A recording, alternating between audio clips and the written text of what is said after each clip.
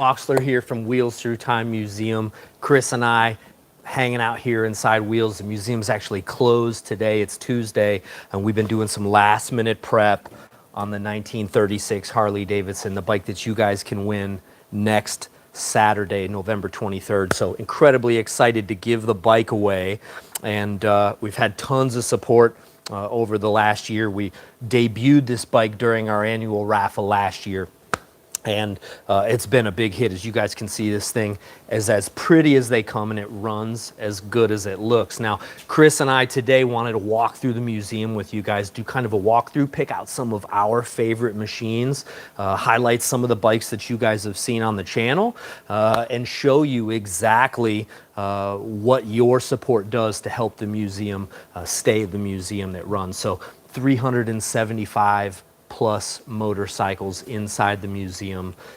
There's no place like this in the entire world. This has been a 50+ year collection, and we've got a great crew continuing to make this place thrive and grow, and of course great visitors and supporters every single day here at the museum, online on the channel. So guys, thank you for doing what you do and make this all possible. Yeah, and guys, I've got the chat here in my hand. So if you have questions, drop them in there. We'll try to answer as many as we can as we walk around. If you see something in the background you have questions about, just drop it in here and we'll try to cover it. Yeah, so many of you guys that have been to the museum before, you know what this place is all about. But at the same time, I know there's a ton of you guys that tune in on the channel and that watch us on Facebook that have not actually been here in person. So the bike at hand, guys, 1936 Harley-Davidson Knucklehead. And this bike, incredibly special to all of us here at the museum. This is one of the last bikes that my dad restored before he passed. He actually restored this bike many years ago, and we were fortunate enough to be able to buy this motorcycle back and do a fresh restoration on it and offer it up to you guys as our annual raffle bike. So 1936, first year for the Knucklehead, and milestone motorcycle. I made about 1,600 of these bikes. So rarity, rarity, rarity. So we've already got about 3 questions. Is this a factory color? Sure. Great question. I love the question. So 1936, they offered some standard colors. Okay, you had teak red and black. You had Venetian blue and Croydon cream. You had Nile green and maroon. Yeah. Sherwood green and silver, and then there were some option colors, dust gray and royal buff. There you go, Steve. Yeah, so, and then interestingly enough, in the 1930s, Harley-Davidson took a big hit. As far as the Great Depression goes, it kind of crippled automotive and motorcycle industry and really caused a lot of problems. No one had any money to spend. They weren't selling new motorcycles. Now, from 1917 all the way through 1932, you could get a Harley in any color you wanted as long as it was green. The Depression hits, and they kind of continue that as things are tough economically and they're not selling a lot of motorcycles. It's that plain Jane Harley green right up through probably middle of 1932. So in 32, Harley-Davidson went to their dealers with a bulletin and said, hey guys, if your customer can dream it up and we can find the paint, we'll paint it that color. So that's kind of the beginning of the Harley custom paint scene. So it's actually, this color is a custom Harley-Davidson color. Now, in 1930s, 40s, 50s, they would document these colors and color combos on these paint cards, these spray out paint cards. A factory employee by the name of Charlie Stahl, actually, when he was getting ready to retire and these paint cards kind of became obsolete, Charlie took them home, cataloged them in a Rolodex. My dad was fortunate enough to be able to purchase that Rolodex full of original Harley-Davidson paint combos at Charlie Stahl's auction, I think in the late 1990s. So we took this gold right off of the Rolodex right out front, and if we get a chance, we'll bring you guys up to that Rolodex here in a little bit. But it's got all sorts of cool custom colors. So is this a factory standard color? No. Is it a factory option color? No. It's a factory custom color combination that could have been requested by a customer back then. Harley documented it, and it likely was not the only time that they did something like this. So gold and black in a standard 1936 paint scheme. So 1936 was it's the beginning of the modern motorcycle. It's the bike that made our bikes what they are today, the 36 Knucklehead. In that 36 Knucklehead paint scheme, absolutely iconic. You've got the primary color here on the top of the fenders on the gas tanks. The fender skirts or side skirts, the valences here, were painted a different color. And then there's actually 3 different stripes, pinstripes, on a 36 Knucklehead paint scheme. So you've got that black, which on the gas tank, it's the same as the side color. Then you have on the skirt here, you actually have the gold, which is the same as the primary. And then you've got your separator stripe there, which is red in this case. So as documented on that factory paint scheme. So very, very cool paint job. One of the most unique 36 Knuckleheads out there. You won't see, maybe you'll see one other one like this. And it's over that way. So what else we got for questions, Chris? Rocker Nick asked the question, does the winner get lessons on riding a foot clutch? The answer to that is yes. You get a personal lesson from the Rocker Clutch champion over here. You're going to do the lessons now. No, guys, super easy to ride a foot clutch. And actually, for the guys that ride them often, what you end up finding, it's kind of preferable to riding a hand clutch. You always have a free hand when your clutch is on the foot. Really easy to do. You learn it in 5 minutes. If you can ride a bicycle, you can ride a rocker clutch. If you can ride a motorcycle with a hand clutch, you can ride a rocker clutch and a tank shift. So absolutely free lessons, and we'll have you riding out of here. Bring a helmet too, because you're going to want to ride this thing home. So 1936, 61 cubic inch, 4-speed, all new driveline, revolutionary engine. It was the first of the circulating oil systems. Harley-Davidson really went all out with this, banked the entire future of their company on this model. And believe it or not, there was a period where it was a little bit uncertain whether this was going to be a success or not. So for those first year and a half, 2 years, Harley didn't really even focus on this model in their advertising. And it wasn't until the bike was able to prove itself amongst the customer base that they really realized this was a bike to change motorcycling altogether into the future. So circulating oil pump, the real genius behind this engine is the oiling system. So beginning here at the horseshoe oil tank. Now, total loss oil system, guys, how it all started. Come on over, let's take a look, maybe right here. Here we go. So another pretty bike. This is a 1929 Harley-Davidson JDH. But from the beginning all the way up through 1936 on the VLs, on the flatheads, all bikes through 35 had this, what we call a total loss oil system. So there was gas on one side, gas on the other side, and then an oil reservoir up top. You keep the oil reservoir full, and the oil is metered down to the engine with this little oil pump here. And pump's kind of a misleading word. Some of you guys might have heard us say it before. It's kind of like a metering system based on engine RPM.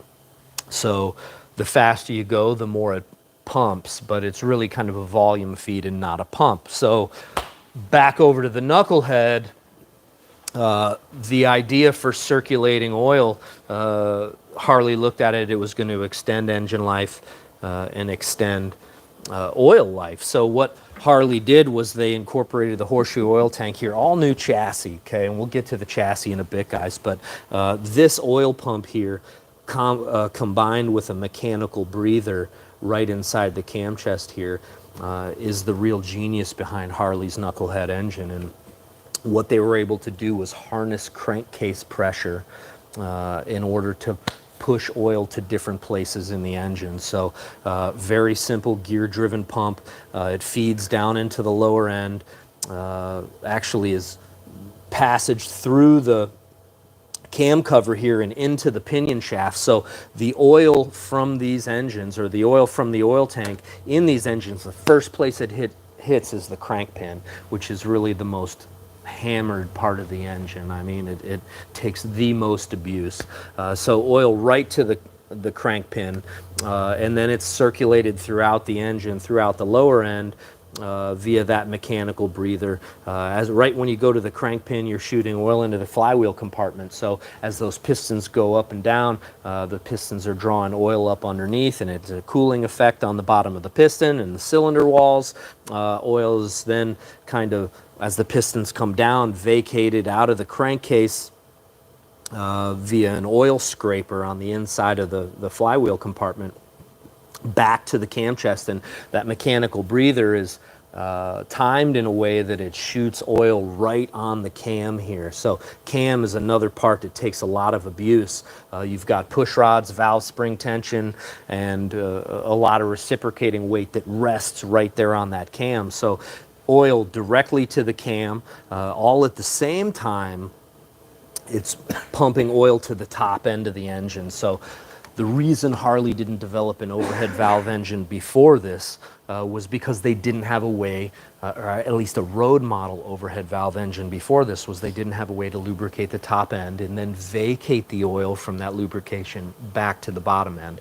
That mechanical breather takes care of all of it. So incredible piece of work.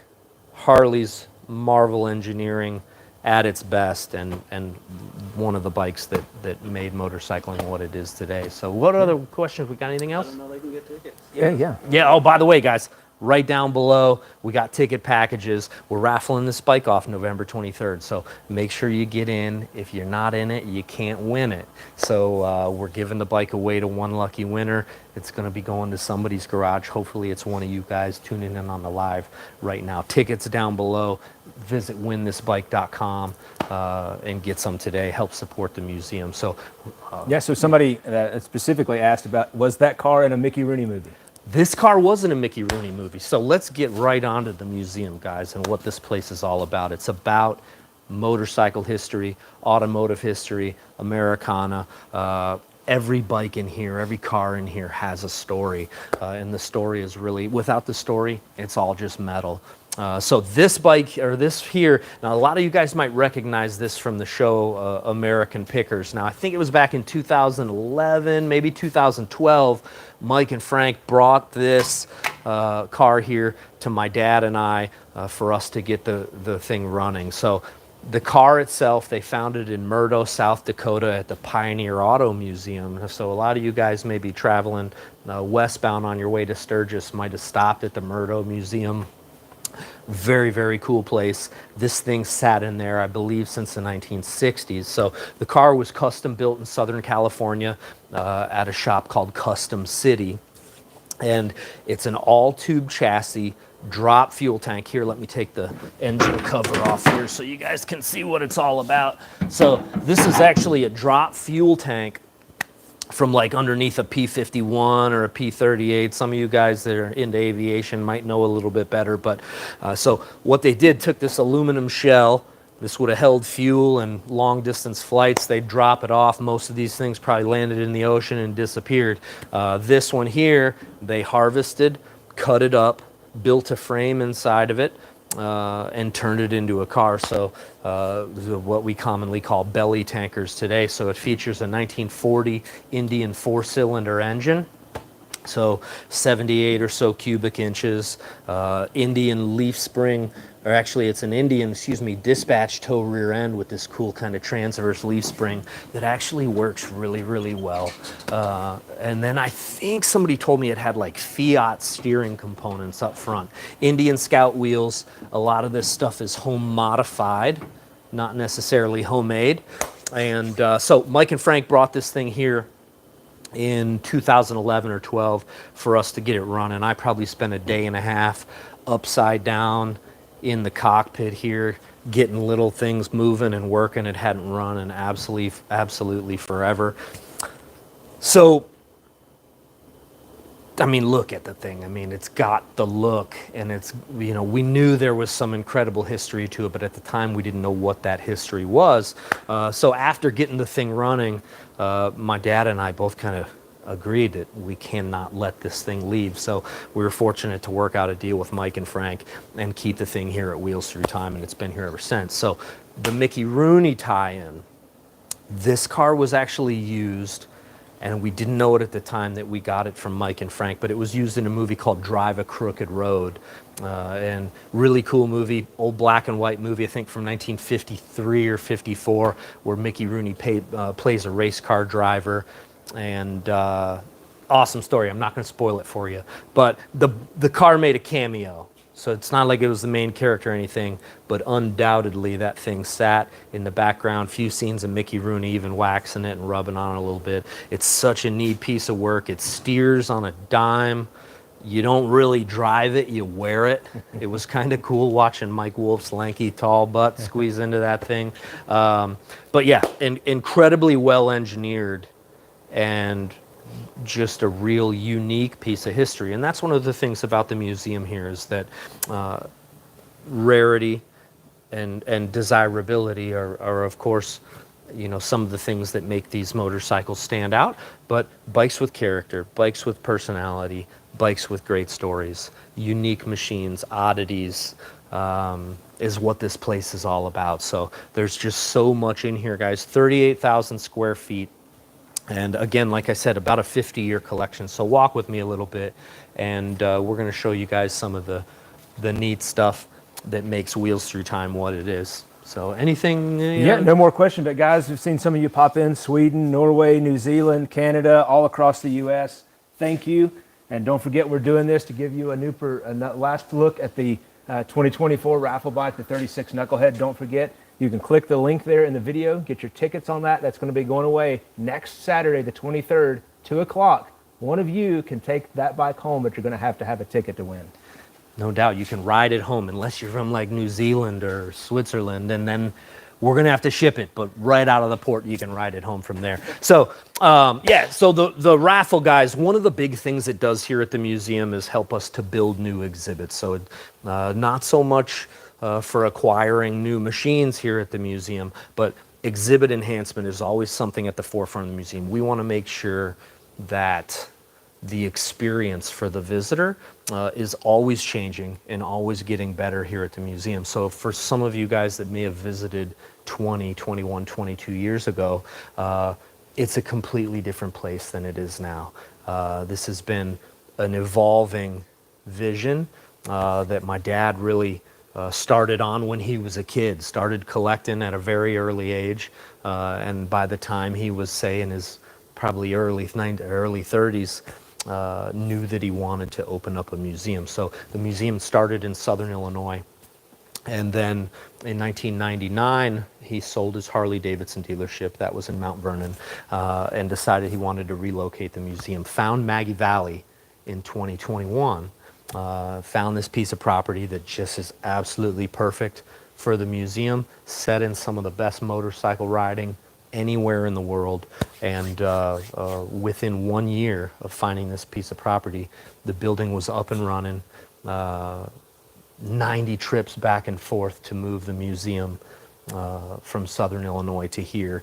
And the thing is, if you'd have been here in 2002, 2003, 2004, you'd have looked around and thought the place was pretty full. Yeah. You know, and here we are 22 years later, and there's 150 more motorcycles in here. The exhibits have really filled out. There's no filler here, guys. This is the genuine article. It's pure Americana. So back to what the support from the raffle does, guys. One of the big things is build new exhibits here. So last winter, one of the things we were able to do was build, check this out right behind you, Steve. Right up top here, we built the catwalk, which is a really neat addition. Now, traditionally, we've never really put anything up high, you know. Here at the museum, we like to ride the stuff. We like to fire things up. We like to move stuff around. When it's up on the wall, you can't really move it. So for a very long time, we never really went vertical with our displays. Now, the museum now is getting so full, and there's so much here that we're having to find new ways to display things. So this was really, really cool setup we did with our pal John Gustafson, who does tons of carpentry work here at the museum. He's one of our board of directors.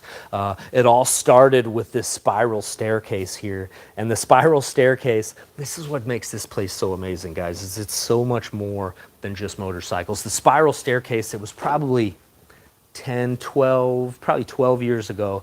I was with my father-in-law actually, and we were driving to the Davenport swap meet on 80, 90 up there in middle Illinois. Stopped in an antique shop and fell in love with this 170-year-old spiral staircase. So always wanted to use it.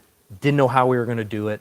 So we decided to build the mezzanine or the catwalk up here and display some incredibly cool motorcycles up top. So we did it as best we could to make this thing look like it was 100 years old. Over there in the far corner, guys, you guys might recognize that bike from the Las Vegas motorcycle auction a couple years ago. That was one of Mike Wolf's machines that Mike got from an old-time racing family, and then owned the bike for several years and decided, you know what, this bike's probably better off in the hands of somebody that's going to do something with it.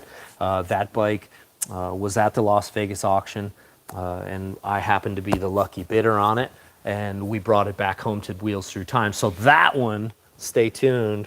We're going to be doing a show on that bike here, hopefully this winter, breathing some life back into a really rare 1925 Super X Racer. So. Yeah. One of the other things that we did last winter, and it was all because of you guys and your support, was the fire suppression system. I saw a couple of people ask about that. That was completed over the winter last year and put into service right before the beginning of the season this year.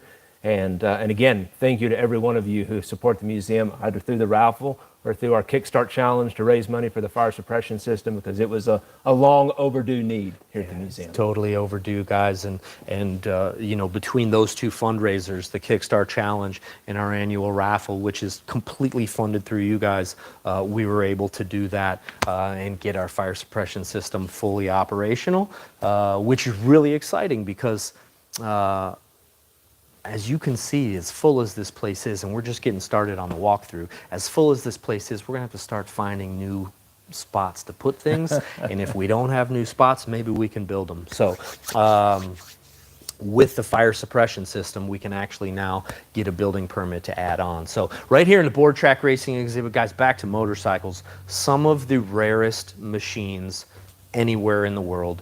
You know, this was one of my dad's first passions, and as I grew up and got into antique motorcycles, it was one of my first passions as well. This is the beginning of speed, guys. This is, you know, you're talking from a point 1901, 1902, where a few people in town might have seen a motorcycle, to within 10 years, races all over the country and they're going 100 miles an hour. So this is fast development, incredibly rare machines. They built just small handfuls of factory racing bikes, privateers on display here in the museum. Serial number one, what you're looking at right now, guys, is the 1921 Harley-Davidson Model SCA factory board tracker, completely original condition, the only true example of its type that's known today. And what the bike is, check this out, Steve. This is really cool.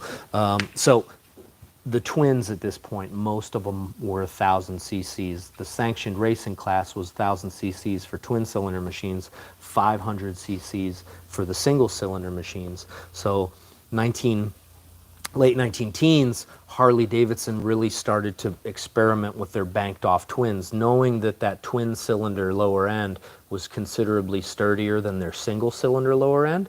What they did to get into those 500 cc classes, when they built the engine, they would just build it without one connecting rod, one piston, and one cylinder. So they'd run a blank off plate here, plug the two lifter holes here. All the inside is pretty much the same stuff.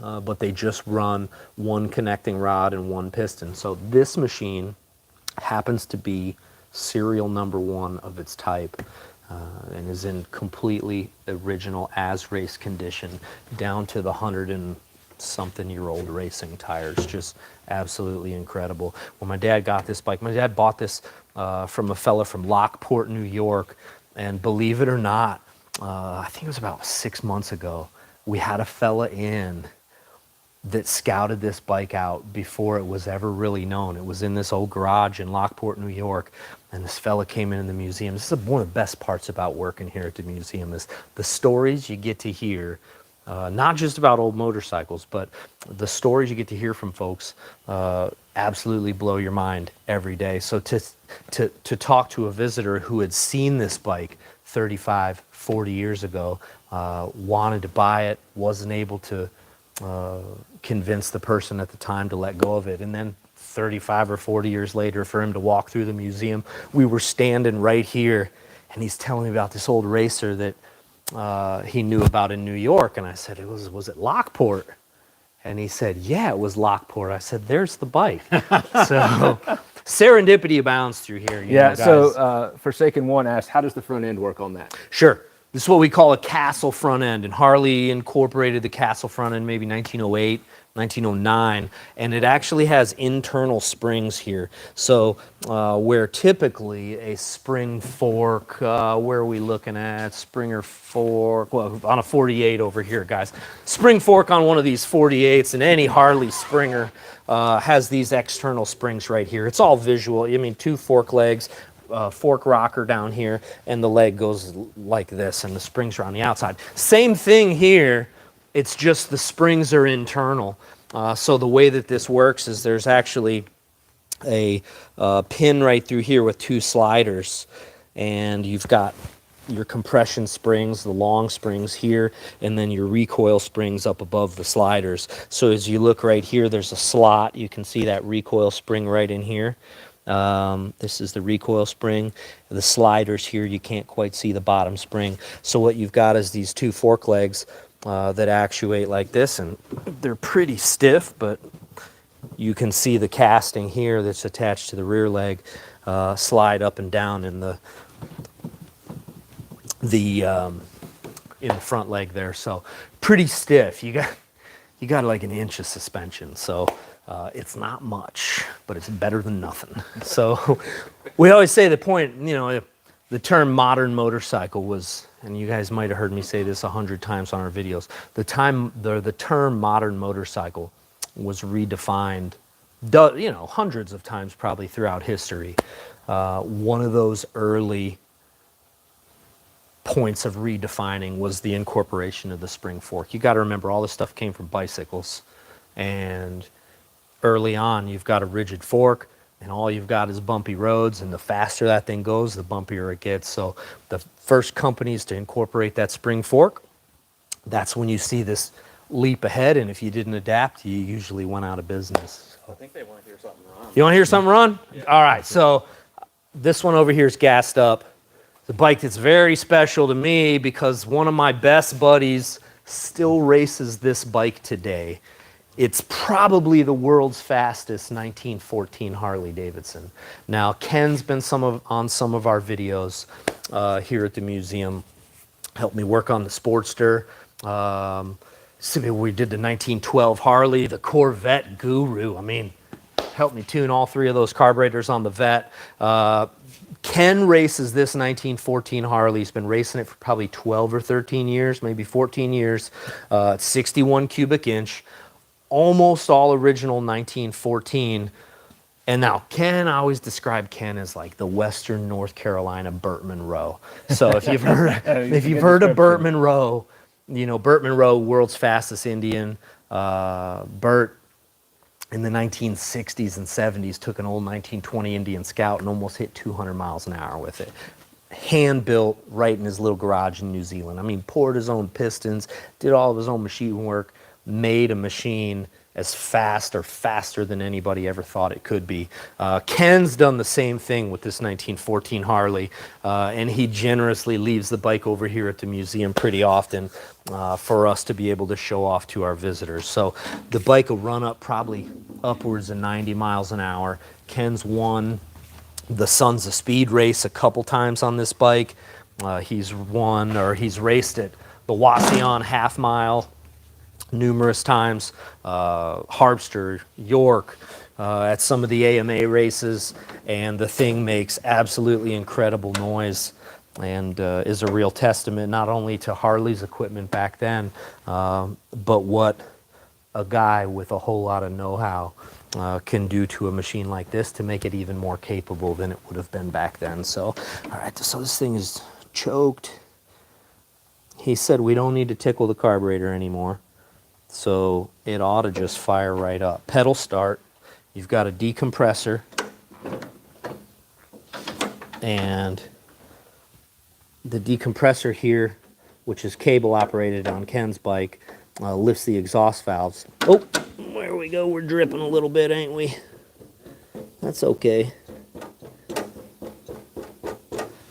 Good thing we got that fire suppression system going. All right, here we go.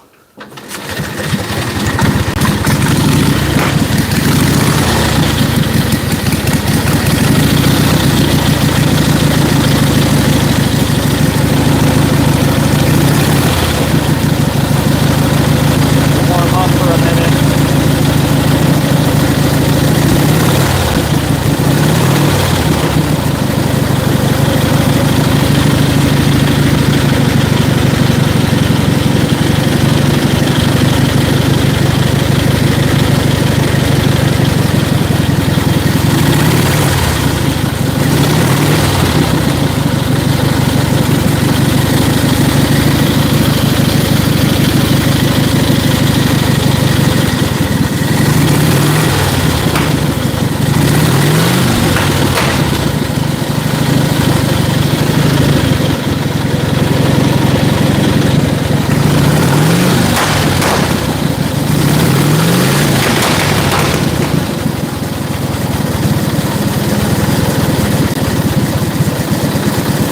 Watch.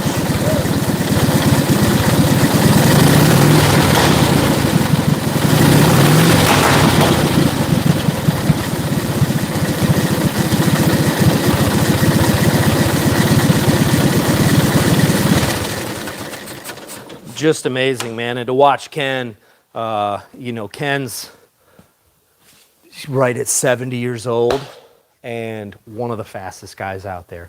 Not even kidding. It's amazing to watch him lay this thing over the new Smyrna track that we race Sons of Speed on, that Billy Lane puts on the Sons of Speed races twice a year. Ken's like way up at the top of the bank, got this thing leaned way over, running, you know, 80 miles an hour in the curve. So, but he's definitely one of those guys that, you know, when you watch a racer, some guys just ride a motorcycle. Some guys, like, the motorcycle and them meld together when they're out on the track, and it's just one cohesive unit, and he's definitely one of those guys. So a couple people ask about seeing the workshop since we're right here. yeah, oh, perfect, guys. Yeah, I'm glad you asked. So we've got all sorts of things in the shop. Got some top secret stuff, and then we've got another bunch of bikes that I'd love to tell you about. So, guys, the workshop at the museum, 40 by 60, maybe 8 bays or so, and Chris and I are back here quite often working on machines to put on display in the museum. We finish up next year's Raffle bike, which you're not going to see today. That bike's way up front. But like this one here, guys, the 58 Duo Glide, we just did the video, the YouTube video maybe a couple weeks ago on this one. Had to buy a whole garage full of stuff just to get this machine. First year for the Harley-Davidson Duo Glide, so the real king of the road. So as you guys can see, if you turn around, Steve, check out what's going on. Now, there is so much, tools. Somebody said, somebody came in today, they were like, I know you don't, I know you don't put tools away. You're right, I don't. We're using them too often. We use them too put them often. away. So, yeah, anyway, guys, there's more stuff in here. You know, there's, I mean, 37 UL over in the corner over there. That one's going to be coming up on one of our YouTube videos here, hopefully at the end of the month, the red one there. 1938 Harley-Davidson WLD hot rod there with the super cool bars, skinny tanks, all raced out. That was a project my dad was working on before he passed, and one that Chris and I are looking forward to getting back together. So this one here, 1938 Harley-Davidson Knucklehead hot rod engine. So we breathed a few more cubic inches to this thing. Bunch of incredibly cool parts. This bike is being built as a rider. So it's going to honk down the road. The driveline's all finished. Wheels are done. Brakes are done. Still kind of figuring out what we want to do for paint. Got some really great parts on it, though. You know, a lot of, like, really, you know, original 1 year only oil tank. You got the early brake light switch, such a hard part to find. The dash, I'm still waiting on, I got to get with our pal John Bordas to do our Speedo here for this one and for the 37. John does the best work when it comes to Harley-Davidson Speedos. Yeah, hands down. Hands down. We put one of his in every one of our bikes. So really excited about that. The 1938-39 Rhino seat. Look at this thing here. Yeah, it's okay. It's okay. And so then my pal Tom, so you guys probably saw me flipping out that one if you tune into the show often. We were down in where were we at in Florida, and dug up a pair of Harley-Davidson Rhino saddlebags. They were black, and they were just perfect.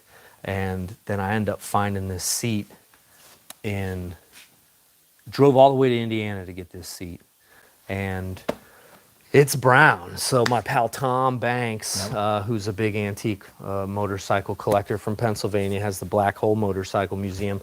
Tom actually had a pair of brown bags that are just perfect for this. So this pair of saddlebags is what's going to go on this bike, and it's absolutely going to match perfectly to the brown seat. So it's like these two are almost together the whole time.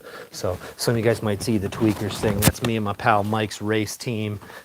Used to race at New Smyrna, raced on the beach, raced at the Mama Tried show, and all old bike stuff, WRs, Knuckleheads, JDs, and yeah, so yeah, the 37, another sweetie. So some of you guys may remember a couple years ago, we raffled off a 1937 Harley-Davidson that my dad and I got from our good pal Slow Joe Gardella, who Slow Joe's no longer with us.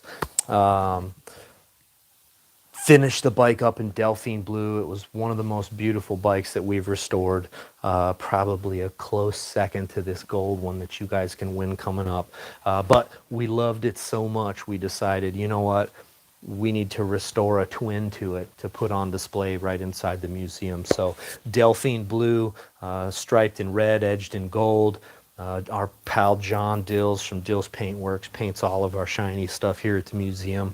And John absolutely knocked it out of the park on the paint scheme. Frame and fork are done. Gas tanks, dash, fenders, oil tank all finished up. Transmission's pretty much rebuilt. I still got to do permanent install on the lid there. Just today, I got the heads back. Come on over here for the engine. Just today, I got these 1 year only 1937 heads back from our pals in Wisconsin. Now, totally not trying to make it sound like an ad, guys, but the reality of this place is it takes an army to make all of this work, and without our suppliers and without guys that are, you know, helping us fix stuff, you know, for example, the guys up in Wisconsin, and they've been around forever, Advanced Cycle Machining, in Superior, Wisconsin, absolutely incredible when it comes to welding on aluminum, repairing fins on heads.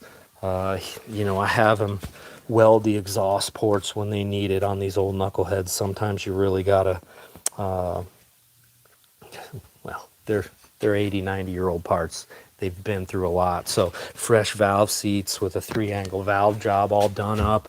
So the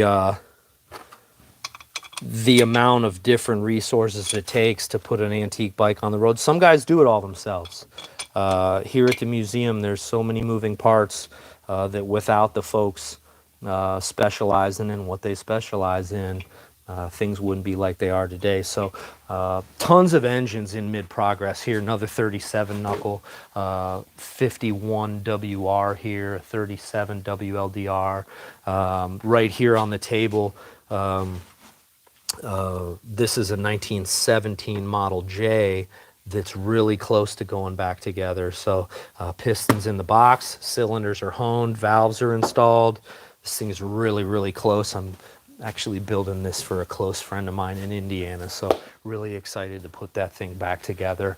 Talk about your 41. Oh, the Cruiser Green bike. So a lot of you guys have commented on this thing in the background of the videos, and this bike, really excited. We're so close. This bike's been like 3-year restoration. It's taken a long time because we wanted to do it as close to perfect as we can. So my pal John, who does all of our paintwork here, John Dills, and I drove down to Savannah to buy this bike, got a lead on it, and amazing story. I mean, the guy bought this bike in 1977, rode it home from where he bought it. It smoked on the way home. So that day, he took the motorcycle apart, and it never went back together.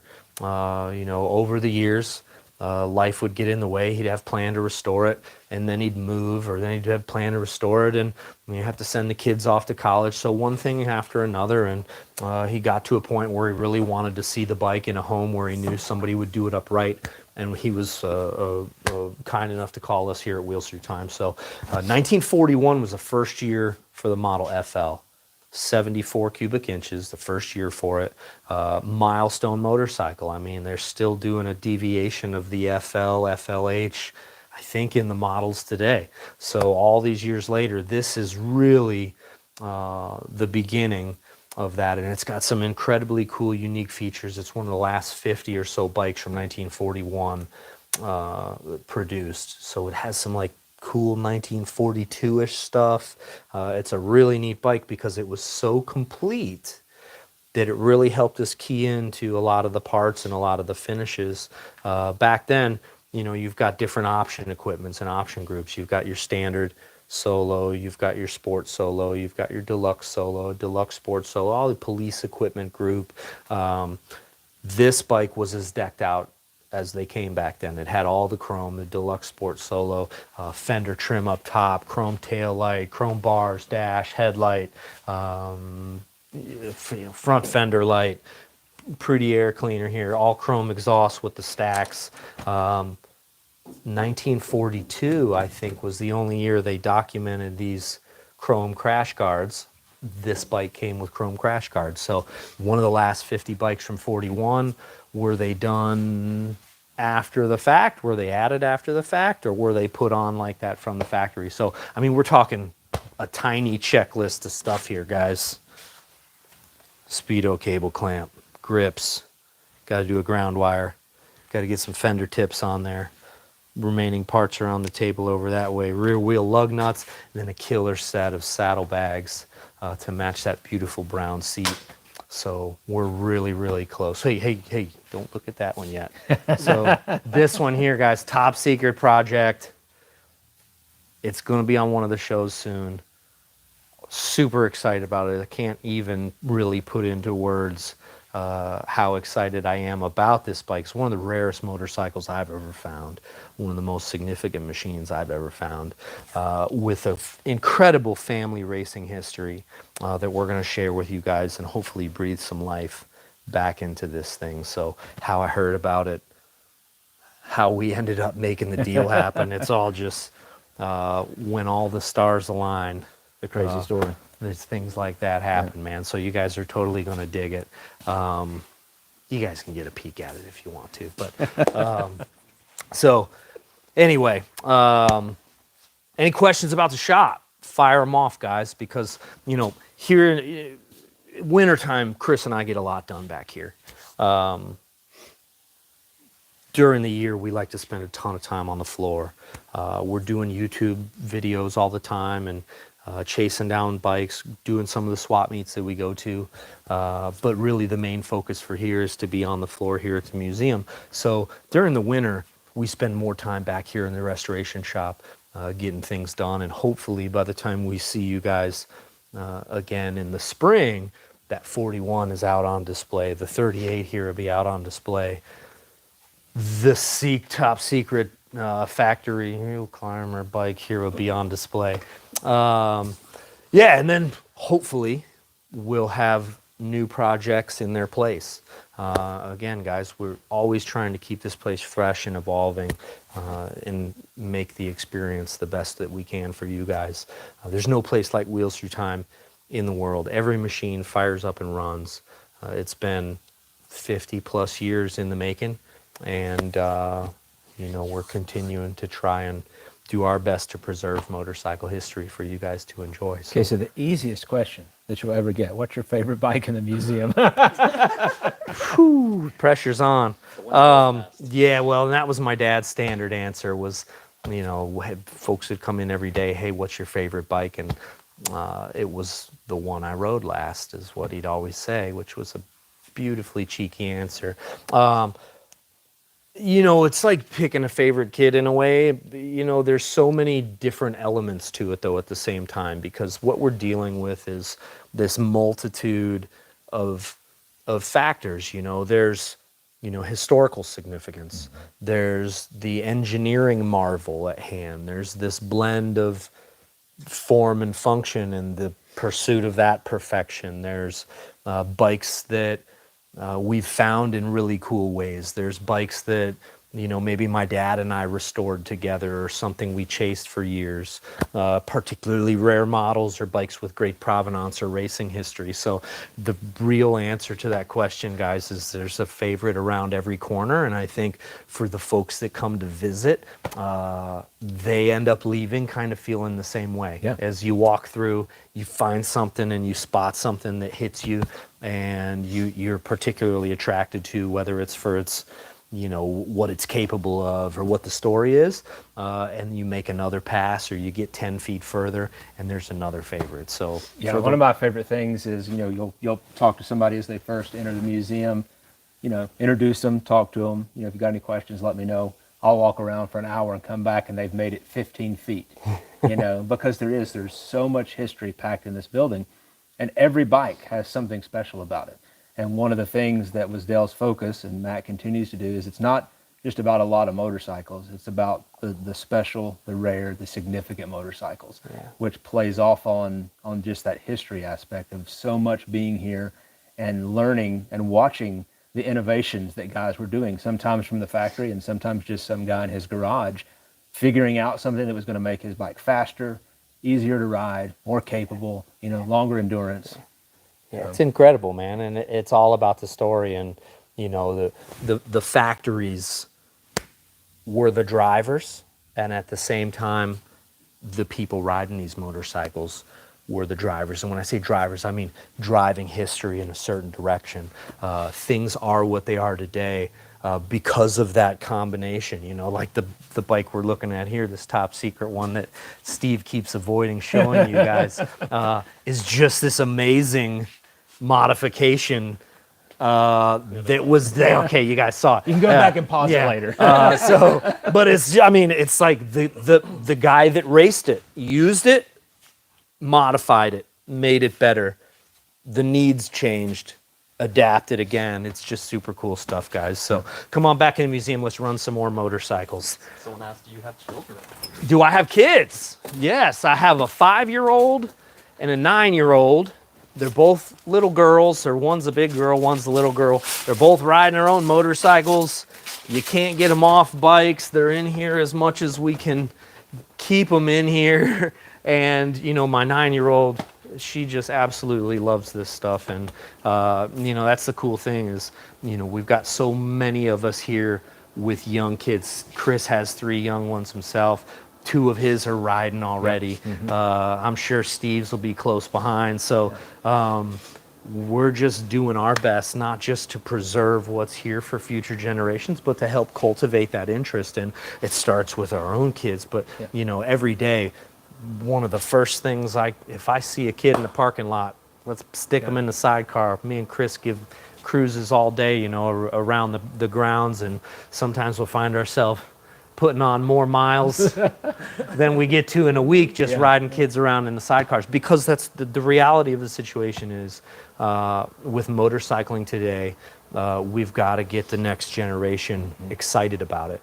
And there's so much to be excited about when it comes just to motorcycling in general, but when it comes to the history of motorcycling, it's just it's like this untapped potential for these kids to dive into something and see not just what made our hobby or our sport as great as it is, but our country as great as it is today. So well, and it's really cool because something as simple as a sidecar ride, I know you and I have both gotten stories back where a family will come back 5, 6, 7 years later and we gave their son or daughter a sidecar, and they're still talking about it. Right? It sparked something in there, and that's the whole goal. It's like we want to see that new generation come in and love this stuff as much as we do, as much as you guys do, to carry on this history for generations to come. Yeah.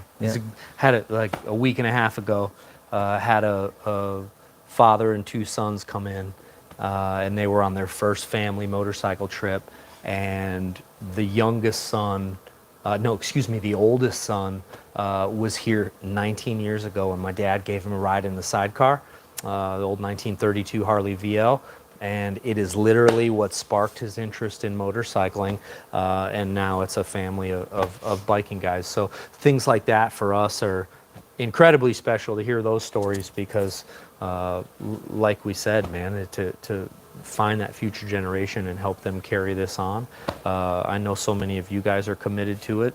We want you to know that we are too. So back to the raffle bike, guys. Today we're doing the walkthrough, but we're giving you guys this last look at this 1936 Harley-Davidson Knucklehead. Tickets down below, guys. So if you guys want a chance at taking home a piece of incredible motorcycle history, it doesn't get much better than a 1936 Harley Knucklehead, finished in that custom gold and silver, and looking at some of the one-year-only parts on this bike. Too many to list. You got that early air breather. This one was beautifully made by our pal Mike Lang. Impossible to find original one, and Mike makes an absolutely perfect reproduction. The dash is one of my favorite parts of these early bikes. The skull dash with the 36 only speedometer, 5 mile an hour hash marks, 100 mile an hour speedo with no trip meter. That's the moto nerd stuff, guys. We go to every detail that we can, but that dash, that's the rider's view, and that's why it's always important that all the finish work up top is as best it can be, because that's what the rider sees, and there's nothing more satisfying than looking down and seeing that speedo pegged at like 90. Which was the question, what's the top speed? Top speed of a bike like this. So we got a debate going here. And the debate is, what's Harley-Davidson's first 100-mile-an-hour motorcycle? And it's kind of an unsettled debate. You've got the 36 Knucklehead, which I believe, you know what, don't quote me on that. 1937, Joe Petrali went 136 on one of those things, but it wasn't a stock one. So, but between the 36 Knucklehead and the 1936 Harley VLH, the 80 cubic inch flathead, and the Harley-Davidson JDH twin cam, each of those three bikes were tipping the 100-mile-an-hour mark right off the showroom floor. So change of gearing and potentially a little bit better than that. So this bike, though, and of course, top speed's one thing, cruisability is another. I ride my 39 all the time, and on the highway, it may or may not be an 85 to 85 mile an hour cruiser. It maybe. Yeah. But I will say, it's like once we finished my big twin flathead, I might have been riding one day and not paying attention, and when I looked down, was doing 80. Yeah, maybe. Might have been. Maybe. That may have happened. So, but no, very capable motorcycles. Not that you want to get your old classic bike out on the interstate, but this thing will run interstate speeds all day. Very, very capable motorcycle. Easily capable of running with new bikes when you come ride in the mountains or go cruising on your 55, 60, 65 mile an hour roads. So yeah, I think that's one thing that a lot of people are impressed with. I had a group of guys that were friends of mine that came kind of from all over the U.S. They're all on modern bikes, and I'm on my 42, and so I was in the front because I know where we're going. And I think they all expected it to be a pretty slow-paced ride when we started out, and when we got to the first stop, they're like, "And that thing it'll go." It'll honk, man. And that's the great thing about it. It'll do exactly what you need it to do at any time. That's right. We doubled Chris's cubic inches, and now he's a speed demon. So we were talking about modified bikes. Yes. So the Big Fish, and I know a lot of you guys have commented on the story that we put up on this bike a while back, and then some of y'all have seen this machine in the background of some of our videos, seen a picture or two online. This is a 1941 Knucklehead that has such a cool history. Wisconsin bike, and it was modified by its previous owner or first owner to have a swing arm in the back. So you saw the 58 Duo Glide a few minutes ago in the shop.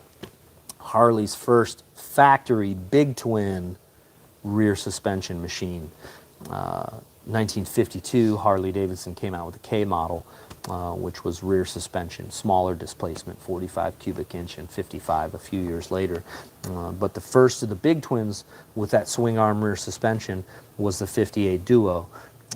This one here was modified by its owner with this really cool double tube swing arm and double shock assembly, but he was able to retain the original paint sheet metal, which is just absolutely cool. It's the only original paint swing arm Knucklehead out there, and it's an absolute screamer. Fast is relative, guys, but this thing will dust some Evos. So for those of you guys, I know there's all sorts of guys that aren't into the Harleys, and you know, this thing will not run with a Busa. It won't run with a Ninja. The fast is relative, but for everything else on the road at this point, this thing would eat it up, guys. So let's crank it up real quick. It's called the Big Fish for two reasons. One is that big old fish trophy topper right on the front fender, which is really, really cool. That kind of dances around as you ride. And then on top of that, when you get on it, it just fishtails and the rear end literally wants to pass you. So makes absolutely great noise, ton of compression, and we're gonna see if it'll be a one kick starter here. How many kicks? One kick, hopefully.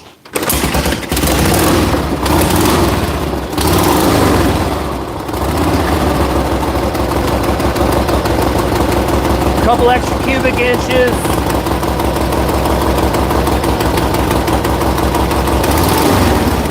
Got that M75 hot rod carburetor, so that's a period aftermarket, a period accessory carb. It's a 3-speed.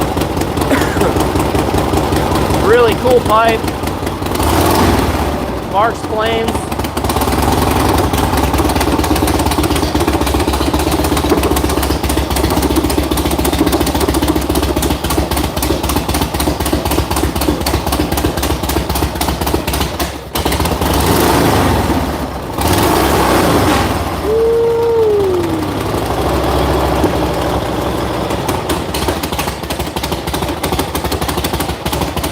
Listen how lopey that thing is.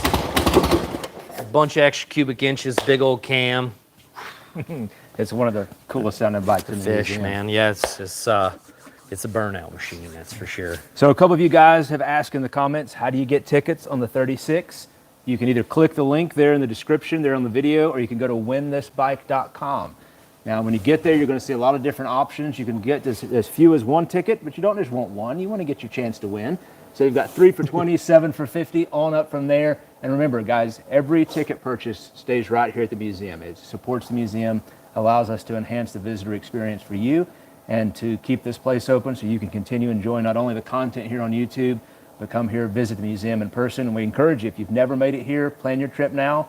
We'll close the Monday after Raffle Day, but we're going to reopen the first Thursday in April next year. So we got plenty of time. If you can't make it this year, go ahead and plan your trip to get here next year. Go to winthisbike.com, get your tickets on the 36. Yeah, so guys, we offer all sorts of ticket packages, and some of the higher package, the gold and the silver package, guys, you actually get some incredibly cool swag, but on top of that, you get a really limited, I think there's 300 or just over 300, it's an edition size of just over 300 print from David Ewell, who's a world-renowned motorcycle artist, one of the only Harley-Davidson's licensed artists out there. David is just an absolutely fantastic painter. He's immortalized some amazing motorcycles, including this 1936 Harley-Davidson Knucklehead. Beautiful shot of the center of this engine. And you can get that print from David with one of our bigger packages. So like Chris said, we're closing down for the season November 25th, so a couple days after Raffle, so where we got just probably 2 weeks from yesterday. We're shutting down for the season. That gives us an opportunity to really dig in here and make some big changes. So as you walk this way, guys, come on this way. Here at the museum, we continue to revolve exhibits, enhance the exhibits that are currently existing, change things around, make the experience fresh every time you come. In the center exhibit right up front, we are actually going to be doing a new exhibit coming up, and we're kind of torn between two different options. So we're going to keep you guys tuned in. And by the way, any of you guys remember the airplane? Any of you guys remember the airplane? So 1928 Harley-Davidson powered plane built by a fella named Wilson Miller in Oneida, New York. It was nicknamed the Miller Light Plane. That's long before the beer. So that thing, we hung that up a couple years ago, and we were thinking, you know what? Before we hang this thing up, let's take it outside. Pulled the wings off and rolled it outside, clipped it back on. We wanted to see if it would run. Not one of our best ideas, or maybe it was. I still tell people to this day, we've done a lot of crazy things. That perhaps is the most terrifying thing I've ever personally done, is hand propping that plane. Hand prop the plane, yeah. And the thing about it is, guys, this thing hadn't run in literally, who knows how long it'd been since it ran. What's really neat about it is actually a Harley-Davidson aviation type engine. Now, Harley-Davidson never made an aviation type engine, with the exception of this one. So Wilson Miller, the first time he built this plane, it's really cool. We've got piles of documentation on this thing, literally a file like this tall. After we did the video a couple years ago about firing this thing up and taxiing it through the parking lot, we actually got some more information from the Smithsonian about this exact plane. So it was on their radar at some point, pun intended, and really neat to learn some more about it. But in that file, we actually found letters from Wilson Miller talking about, initially, I used a 61 cubic inch engine. I think it was from 1920, and he was only able to get the plane a few feet off the ground, and the engine would overheat, so he penned Harley-Davidson and asked them to build him a special engine for his airplane. And they went right to work, built him a long stroke aluminum piston, light flywheel, reground cam, ported with the gear reduction. So all completely different setup than what Harley-Davidson was building at the time. So very, very neat stuff. It's got that baby Bosch magneto on it, original tires, original skin on the plane there. So it's got a few holes in it, so it never would have taken off. Not that we would have tried it, because we're dumb, but we're not that dumb. So, yeah, anyway, guys, come on over this way. We're going to fire up a couple more bikes. So as we move through the museum, and we're kind of taking you guys back to front here, typically you start way over on the other end. Now, the museum here, it's not chronological. When you walk through the building, and it's a huge building, it's absolutely packed. When you walk through the building, it doesn't start at point A and move through history.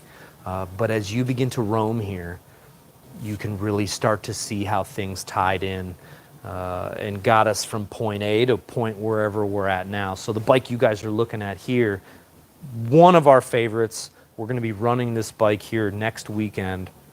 This is the Trob, 1916 or 17, excuse me. It's the only example of this ever produced. The thing is, there never even was a Trob motorcycle company, yet here exists this motorcycle, highly refined, leaps and bounds ahead of the period at which we believe it was constructed. So the bike has an incredible story. It was found behind a brick wall in 1967 in a Chicago residence during a renovation job. And complete mystery motorcycle, 1967, this thing comes out of the wall. Nobody's ever heard of a Trob motorcycle, completely of its own design. And now I'm talking, the guy cast and machine his own engine cases, cast and machine his own cylinders, manifold. It uses 3 parts you'd find anywhere else in the world. You've got the seat, the carburetor, and the magneto. And actually 4 parts, the wheel rims. Everything else, from the engine cases, cam cover, mag drive, cylinders, the transmission's remarkable in itself. It's a 3-speed transmission with 2 neutrals. The frame, the handlebars, the fork. The fork, it resembles some other front ends of the time. It was just typical. You take something that a company's doing well and you put your own twist on it. So very similar to an Indian or an Excelsior or even like a Sears front end, but of its own design, its own frame with a keystone setup. Rear double action brake is one of my favorite parts. Braking in these early machines, they made plenty of power, didn't have a lot of brakes. And this actually has a unique double action brake where you can see, if you can see that brake drum spin right there, there's an external band here that contracts and an internal band that expands. So as you spin that, stay on that, Steve, and I'll show you how it works. As you spin that rear wheel, no drag. It's got twice the braking surface because it's braking on the inside and the outside of the drum. So really remarkable stuff. One of the most incredible motorcycles ever produced, and there never even was a company. It's assumingly produced by one guy in his garage. So tons more one-of-a-kind motorcycles here throughout the museum. The Dayton Electric is the only known example. Some of you guys might have seen the Sears before. Sears never made anything, but they branded it. That's actually a deluxe, what we call a Spacky deluxe engine, wrapped in what we believe to be an Excelsior motorcycle company chassis, not Excelsior Motor Manufacturing Company, which bought Henderson in 1918. It's actually a different Excelsior company. So the Thor here, only known example of its type with the special drop neck. Right down here, super cool frame. This lowers the whole center of gravity of the bike. Traditionally, bikes of this era, pretty tall. This one's dropped down quite a bit. It's got that truss reinforced front end. Incredible motorcycle. This one came out of the Lee Hartung estate in Chicago. Lee passed maybe 12 years ago, and they asked my dad to come up and go through a lot of the motorcycles, get him running. He fell in love with the Thor. There amongst a few other motorcycles. We actually, some of our earliest videos on our YouTube channel were my dad at the Hartung auction. So if you get a chance, check some of those videos out and you can kind of get his first look at diving into some of those motorcycles that were going up for sale after Lee passed in maybe 2012. My dad and Lee had known each other for decades. Was one of his mentors, and as far as collecting, was one of those real early inspirations for him. So check out some of those shows on the channel if you can. So yeah. You gonna do this? Oh God, I love this bike. God, this one's I mean, this here is what motorcycling is about to me. 1915 Harley-Davidson, twin cylinder, single speed, original condition. This is such a neat time in history because this is where the lesser companies are being weeded out.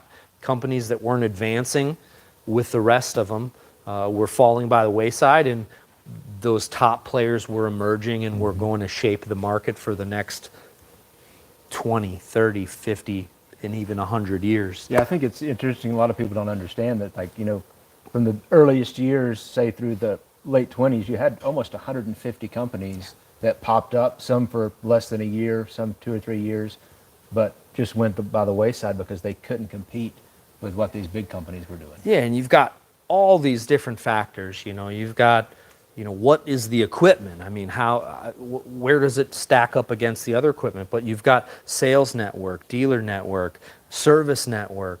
You got the reliability of the machine. You've got the whole marketing aspect. There's so many things that tied into the success of a company versus the failure of a company. And one of those things that we say it all the time is is were you able to keep pace with the advancements? And when we say the modern motorcycle was redefined all these times throughout history, this era right here was where you start to see companies disappear.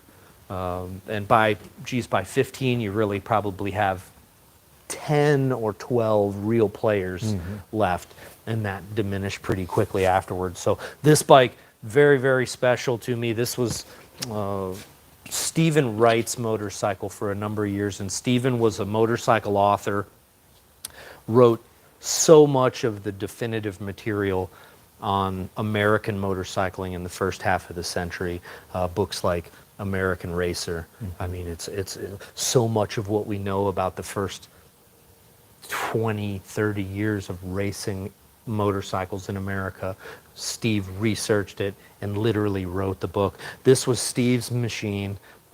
He was a fantastic and prominent collector, had all sorts of rare motorcycles. This one here is one of my favorites. Steve rode this bike thousands and thousands and thousands of miles. And the bike is a twin cylinder, 1000cc. And I know it's hard to believe, packed into this little package. You got 3.5-inch stroke and 3 5/16 bore. It's probably 4.5 or 5-to-1 compression. Now the thing about 1915 is when Harley debuted the 3-speed transmission. This example is a single speed. So Harley was always really good about keeping their older stuff around because they knew there would be the anti-change crowd. They knew that, you know, this single speed is proven. They'd been running it for a number of years. The transmission was relatively new. So in order to satisfy your doubters, you continue with some of that equipment. This machine was actually touted as the hot rod because it had a higher top speed than the machines that Harley offered otherwise. With the single speed, you're not channeling through a transmission, which inevitably was going to rob off a little bit of power. So this bike we run almost every day here at the museum. It starts like a new 1915 Harley at a tip, probably top off maybe 65, 70 mile an hour, pretty easy. It's a great cruiser, very capable machine.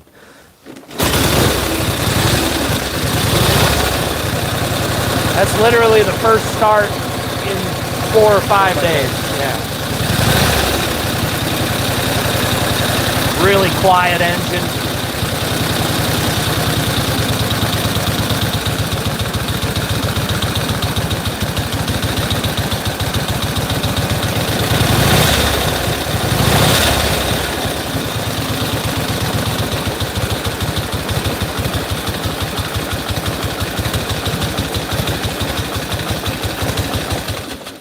Smooth and capable. You got that, the silent gray fellow, guys. It's one of the most iconic Harleys ever produced right here in this area. Original condition machines, or original condition Harley machines, dating back to 1912 over here on the porch. 12, you've got the Model X8A, single cylinder belt drive. Our 12 Twin here was restored in the 1960s. This machine was, so that was a one family motorcycle before our pal Gary got it, or before our pal Barry got it, excuse me, sorry Barry. And I was fortunate enough to be able to buy the bike off of Barry about 6 or 7 years ago. 1913, original condition, twin cylinder. The 14 Harley 2-speed, completely original. Still has the original horn, the acetylene headlight. Here's your 2-speed control. 61 cubic inch, clutch in the rear wheel. 14 was really a unique year. First year for the brake pedal, first year for the floorboards, first year for the clutch pedal. Now you notice the 13 over here actually has that same stuff, and this bike wouldn't have come with this initially, but in 1914 Harley offered a kit to retrofit your early bike with the new setup. So they had this 2-piece bolt-on lug to be able to run your crossover bars for your floorboards, which held your clutch pedal. The clutch arm here didn't have the pin like this one did, so they had this little 3-screw deal here that held on that connected your hand clutch lever to your foot clutch lever.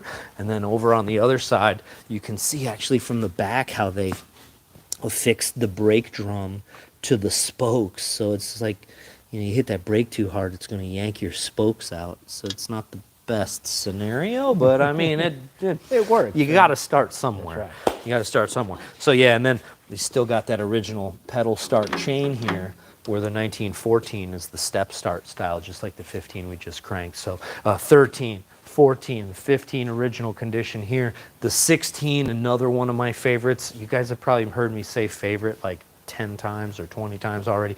The 16 here, you drive from inside the sidecar. So custom built by Harley-Davidson for somebody who we're not quite sure this was built for, but incredibly unique bike. Got that double wide sidecar that's tucked really tight into the motorcycle. The brake, the Kickstarter, and the clutch are all on the floor of the hack. Special handlebars that slide over into the sidecar. We actually got this bike running, I think, for the first time in 2019. We had the bike here since 2011. Worked out a particularly painful trade with a friend of ours from Pennsylvania who bought the bike at auction. We were able to bring the bike back here, and it was really a time capsule for years and years. It sat on 3 of these rotted out, crusty tires right up until 2019. And my dad came down one day, said, let's do something fun. Put this thing up on a jack and started yanking wheels off, mounting new tires, and by the time the afternoon was over, Chris and I had this thing fired up and going. So definitely one of my favorites. Common visitor favorite here too. Another visitor favorite here at the museum is the Pigeon Carrier, 1917, World War I, messenger pigeons. You can actually see the picture here, Steve, if you check it out. This is the exact machine back in World War I in front of what I assume is like Pigeon Carrier headquarters here. You can see the guy who's holding the pigeons there. First wireless communication device, guys. I mean, probably, well, maybe a little more reliable than cell phones. So, yeah, come on over this way, guys. We'll crank up another one. So here, as we go through into kind of what I call the main gallery here at the museum. Now keep in mind, 38,000 square feet, 375, almost 400 motorcycles here now. We're continuing to grow that number. You couldn't see it all in 10 visits if you tried. Yeah. The deeper you look, the more you see. I mean, between the memorabilia, the parts, the projects, that's all a supplement to the machines themselves, and the history that is housed here. We're doing our best to keep it going and growing. And with you guys' support, we've been able to do that, and very grateful for all that support. So what we're standing in right now is an exhibit that Chris and I and Steve and a lot of the crew here at the museum dreamed of about 3 years ago. And we did this exhibit as a tribute to my dad, who founded the museum in 1993 as Wheels Through Time. Now, he'd been collecting for approximately 50 years, started when he was a kid, found his passion for motorcycles and vintage motorcycles very early on, and seeked out significant machines and rare machines, and then in the late 1980s decided to open the museum in Southern Illinois. By 1993, rebranded the museum as Wheels Through Time, and it existed there behind his Harley-Davidson dealership for a number of years. Come 2001, we moved here to Maggie Valley and opened in 2002. So this year, right now, is just finishing up our 22nd year right here in Maggie Valley. So the exhibit we did here was very much a tribute to my dad and his story. So many of folks, we've had maybe 1.5 million or more visitors through Wheels Through Time in the past 22 years. So many folks know him from here, know him from Wheels Through Time. They've seen him in the building. They've walked the museum with him, toured the museum. Hopefully some of you guys that are watching the channel have had the opportunity to do that.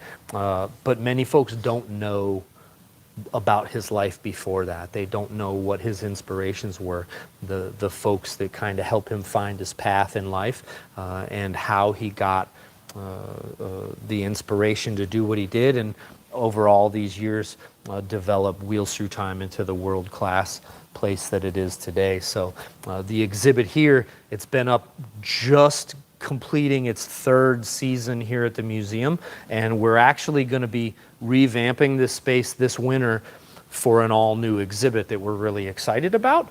So, at the same time, what's housed in this exhibit is crucial to Wheels Through Time. It's important for us to be able to share not just the motorcycle history that's housed here, but the origin story of what makes this place so special. So this exhibit is really going to be kind of distributed throughout the museum because really, it was funny when we were building this exhibit, it was like, how are we going to narrow down, you know, all these significant motorcycles and tell the story of Dale's life in just one small space. And I think we did it pretty good, but the reality is it needs to be sprinkled throughout this whole building, because so much of what this building is because of the vision and the hard work and the passion that he poured into this place over his 68 years of life and 50 years plus of collecting. So one of his favorites, and I know I told you earlier that he always said his favorite was the one he rode last, which was true. But if he had to pick one, not if he had to pick one, but one of his favorites most certainly was this 1917 Henderson 4-cylinder machine. This is a one-of-a-kind motorcycle that was built by Henderson in 1917 to run a 24-hour run. They hired a guy named Maldwin Jones, and Maldwin was a famous racer at the time. He'd been racing for Flying Merkel. He'd been racing for Harley-Davidson. Henderson hired Maldwin to run the 24-hour run. See, back then, what they would do, what manufacturers would do when they come out with some new piece of equipment, or when somebody would one-up them, you go to trying to set records. And one way is to win races on Sunday, on Saturday. You go to the weekends, you win the Dodge City 300. You win the Marion, Indiana 200-mile race. Later on, you win the Daytona 200, Laconia, any number of races. That's how manufacturers strut their stuff. Back in the early days, there were some other things that were really a big focus for the manufacturers to be able to prove the merit of their machines. You had 24-hour runs. You had the 3 Flags run, Canada to Mexico. You had transcontinental runs, usually Los Angeles to New York or Los Angeles to DC. And then you had mileage economy tests. You know, how many miles can your bike do in 1 gallon of gas or on a tank of gas? So this bike was built by Henderson. See, 1917 was a milestone year for Henderson. So the Henderson Motorcycle Company, built in Detroit, starting in 1912, was literally the Cadillac of American motorcycles, the most sophisticated and classy motorcycles maybe ever produced. So the Detroit-built Hendersons started in 1912, and they operated through 1917 in Detroit. So this is the last year for the Detroit-built Henderson, and it's the first year for Henderson's 3-speed transmission. So when Henderson came out with their 3-speed transmission, they said, let's go to setting records. Now, at the time, the 24-hour endurance record was held by Harley-Davidson. I think it was 1,125 miles. A guy named Roy, I think it was Roy Artley, 1,125 miles on a Harley Model J. So Henderson went straight to trying to re-break that record, or to break that record, and they ended up crashing halfway through the run. Maldwin Jones crashed the bike in the middle of the night and was unable to finish the run. He was relatively unharmed, but the bike was mangled up to a point where they couldn't continue the run. So the bike laid up for about 75 years. My dad found it at an antique bike swap meet, I think it was in Iowa, laying in pieces on a tarp on the show field. Ended up purchasing the motorcycle and had the bike restored by his good friend Steve Hunsinger, world-renowned restorer.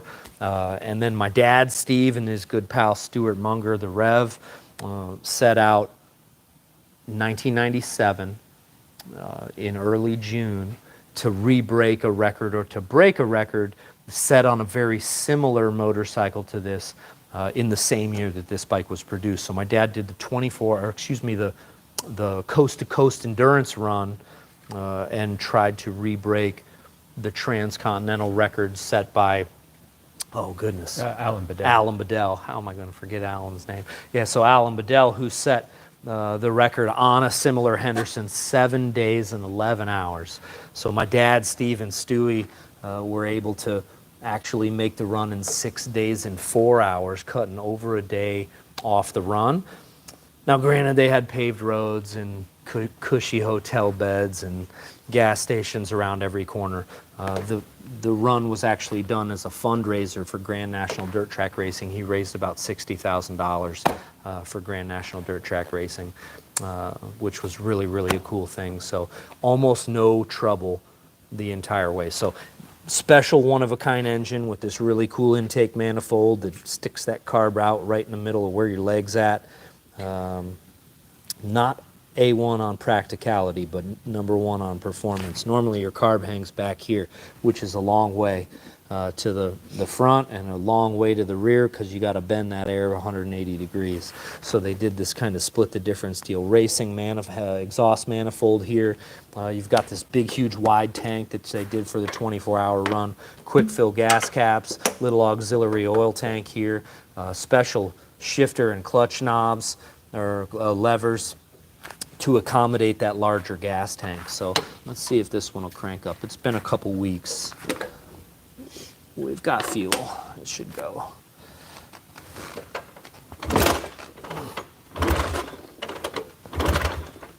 Three primes.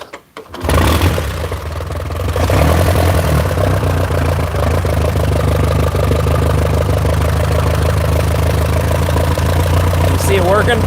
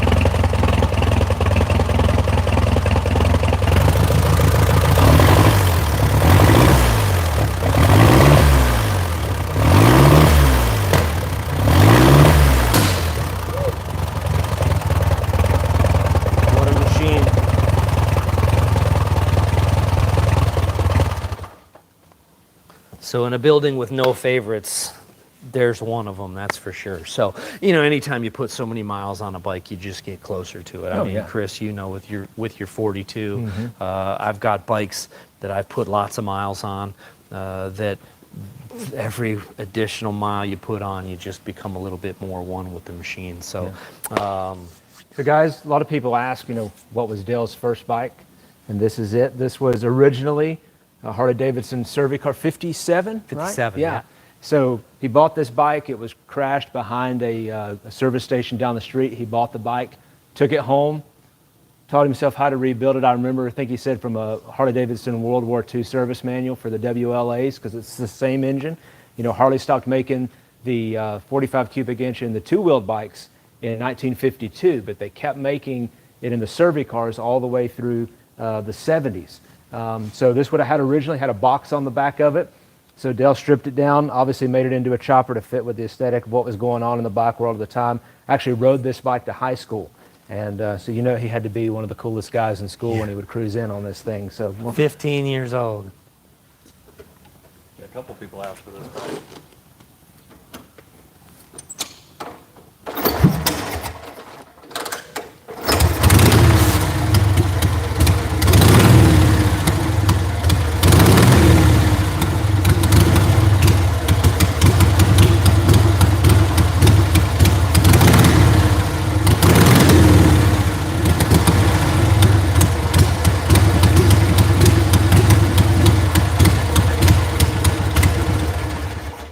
probably one of the easiest starting bikes in the museum. And for those of you who came here, definitely an incredible machine. And you know, if you look around this, you see that all of this that we're standing in here today started for the inspiration that he got when he rebuilt this machine. So it's an incredible part.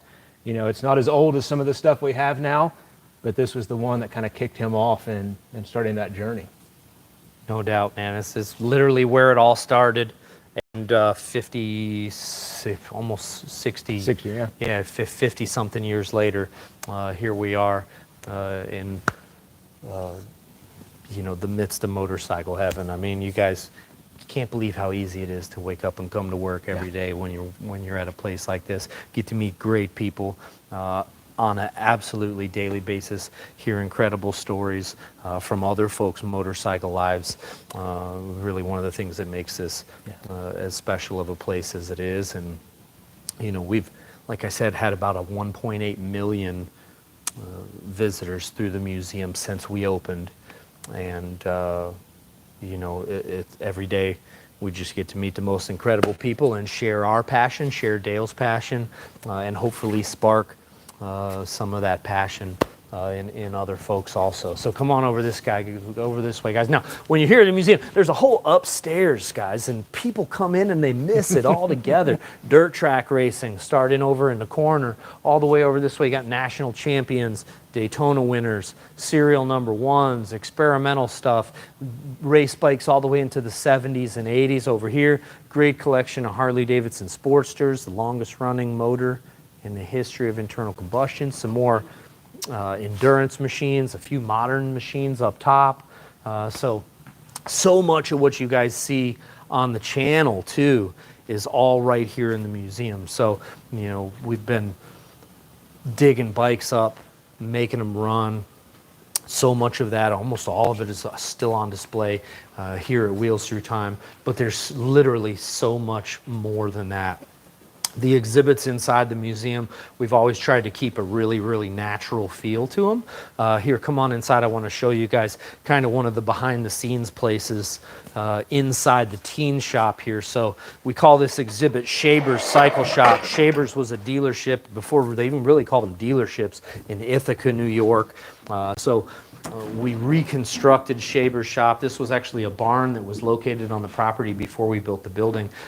Tore the barn down, salvaged all the wood and the tin, and recreated the shop as authentically as we can right here in the museum. So many of the tools, the parts, the engines, the lifts were at Shaber's dealership. So really an incredible kind of time warp exhibit here that very much just like a shop would have existed in the 19-teens or 1920s. So projects in here also. This is a 1914, I think a 13 or 14 Indian bicycle pacer that was actually refitted with a Power Plus engine from a slightly later year. This is when they used motorcycles to pace the bikes on the velodromes, and special handlebars with these crazy reinforcements, rigid frame, 3-speed transmission. Very, very cool, unique motorcycle. I'm not really certain that there are any more of these in existence today. The fenders are still intact. We're probably going to need to find a better gas tank.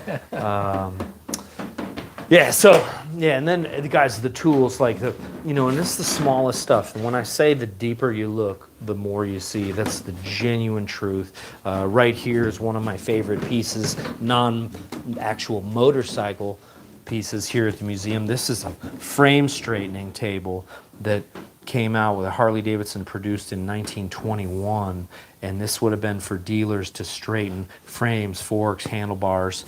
It's got all the jigs with it. You can see we've got some bars set up like they would have been, Harley-Davidson forks set up.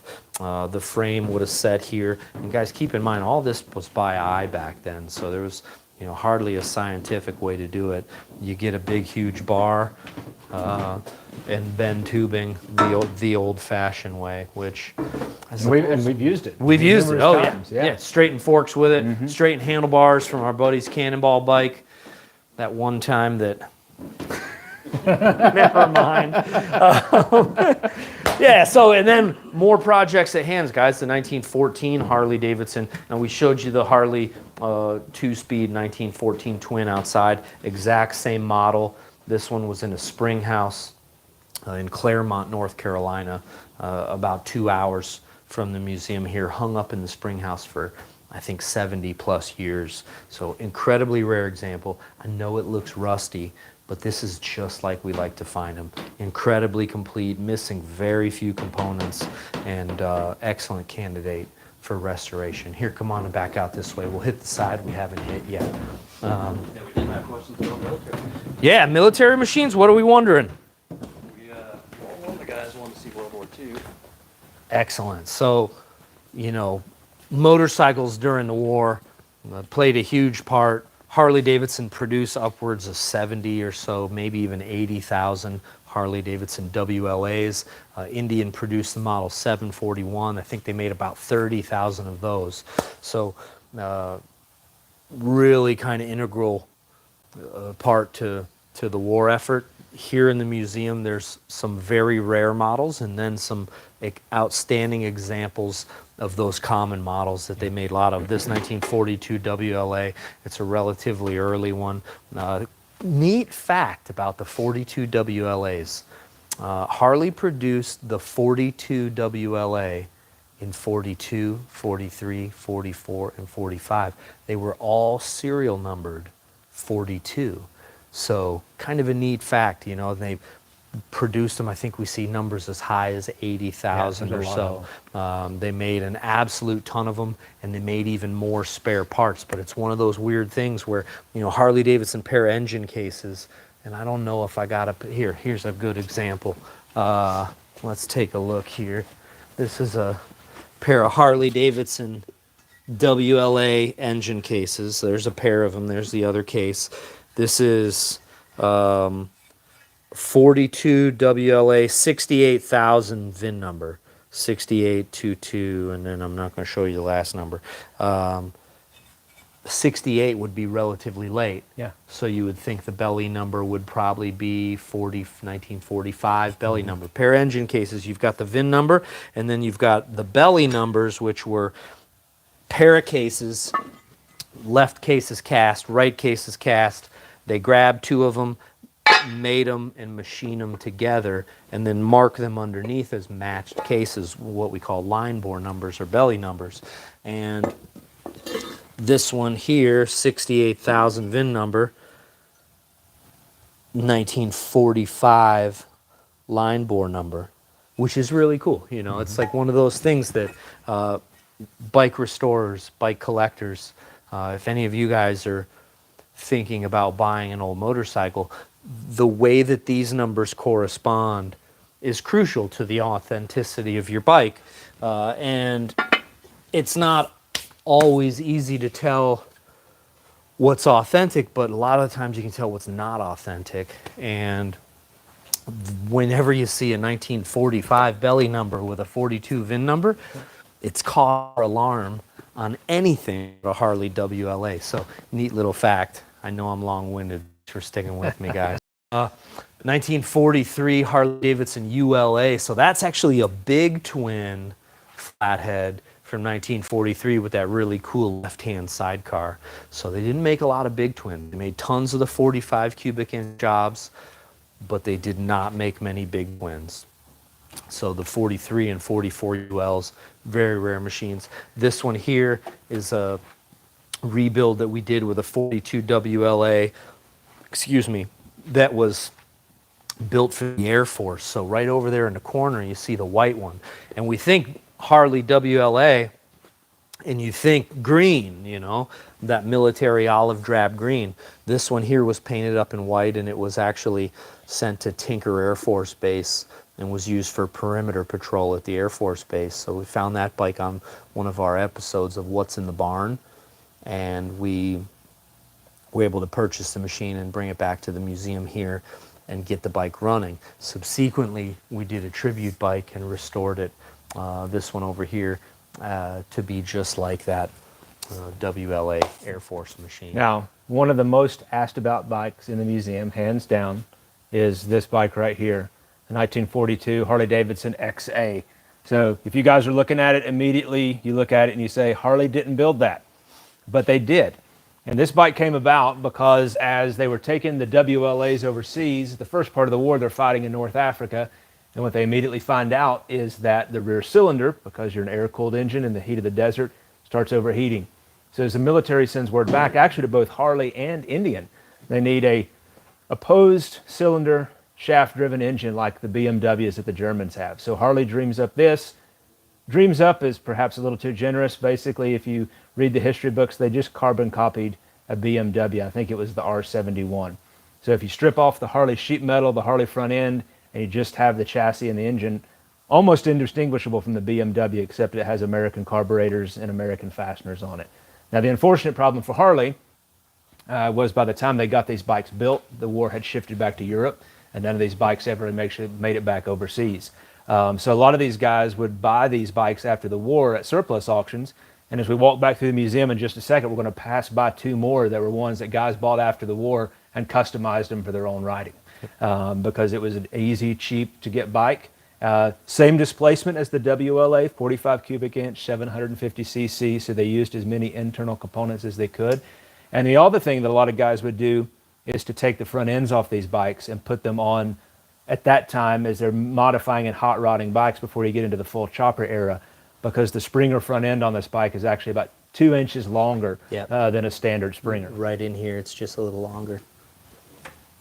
Chris's favorite. My favorite bike. I get asked that. I'm hands down probably one of the most asked about, because it's just, you look at it and you think, I never knew Harley did that. But in fact, this is actually Harley's second opposed cylinder engine. In 1919 to 21, correct? They made the W Sport model, which is, again, that time it was Harley's attempt to compete with the Douglas motorcycle in Great Britain.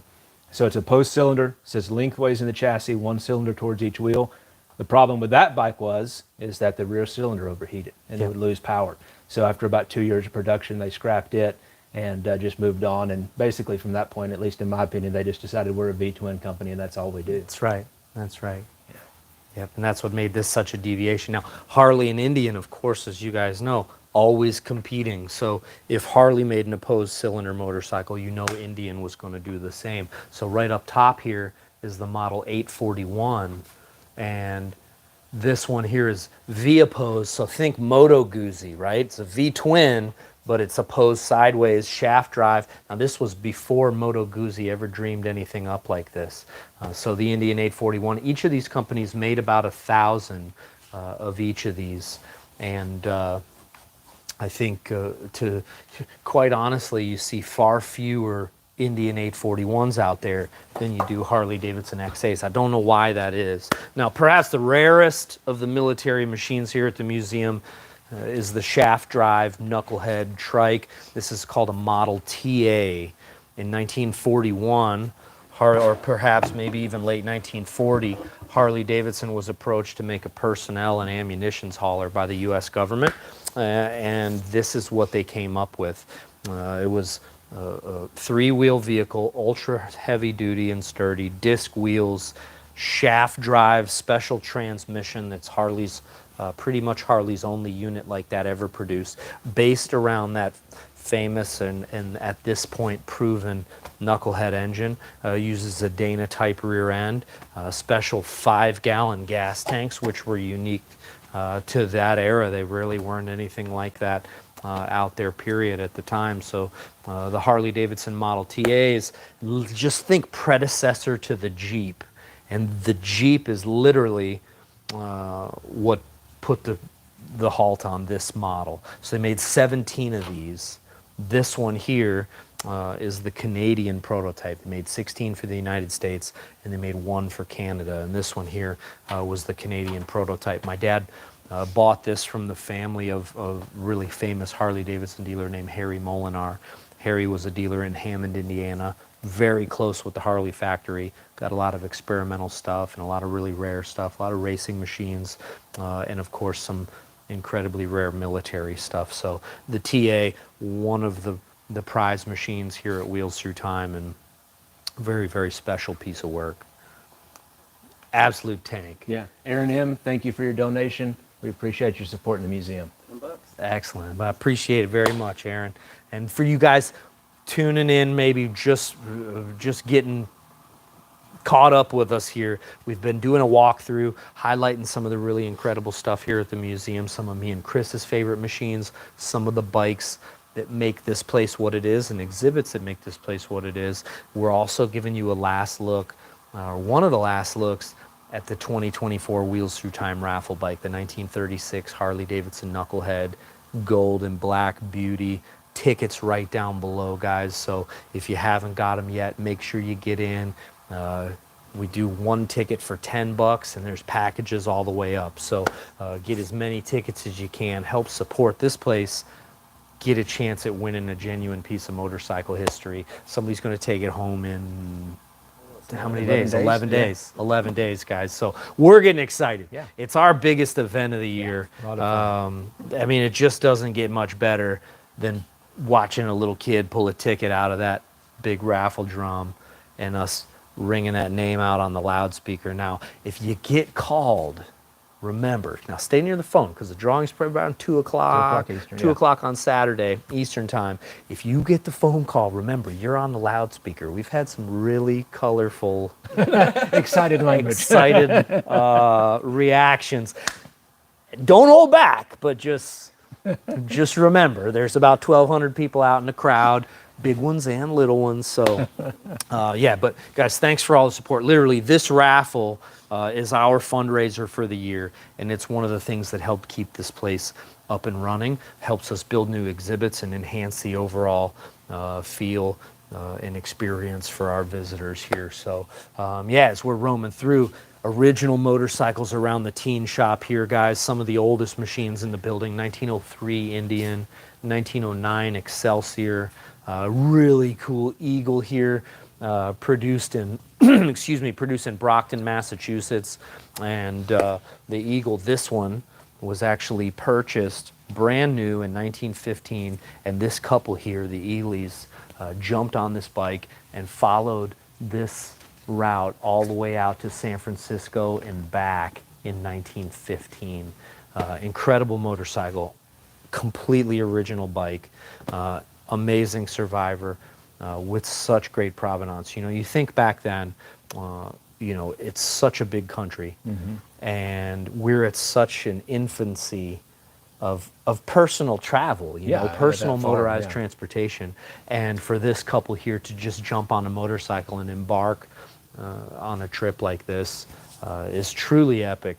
To do it one person up is difficult enough, but to two people to jump on this machine and traverse all that this country has to offer way back in 1915, I mean, it's just mind-blowing. It really is. So come on, walk with us, guys. Harley-Davidson 45. So for those of us that have been into old bikes for a while, and for the newer riders way back then, this is what you started on back then. So a lot of these bikes here, guys, these are the 45 cubic inch machines, the small flatheads, started in 1929, like the green one here, and they ran as solo machines, two-wheel bikes, through 1952 in this configuration. So they've got DLs, 1929 to 31. You've got the RL, 1932 to 36. The WL comes out with circulating oil just a year after the Knucklehead does in 36. So 1937 WL all the way up through 1952. There's one here from almost every single year of production. In fact, the 51 that we found on the show is actually sitting right up front in the lobby right now. So we did a YouTube episode on that one. I think it was about this time last year. Yeah, When probably maybe, the maroon one. yeah, it was the maroon 51 WL. So this exhibit here, one of my dad's first passions was the Harley 45. I mean, you saw his first bike. It's what got him started, was that 45 cubic inch Cervicar. And here at the museum, we've got the full run in mostly original condition, minus maybe 1943, which they didn't make any civilian bikes in 43. So 42 WLA of a certain age range would fall into that 43 category. So Yeah, so great run of bikes. That's Chris's first old Harley right Yeah, there. 1950. 1950, serial number 7 off the line. Is that one fired up and going? It's got gas? Yeah, it So you should. got gas? It They should. all got gas.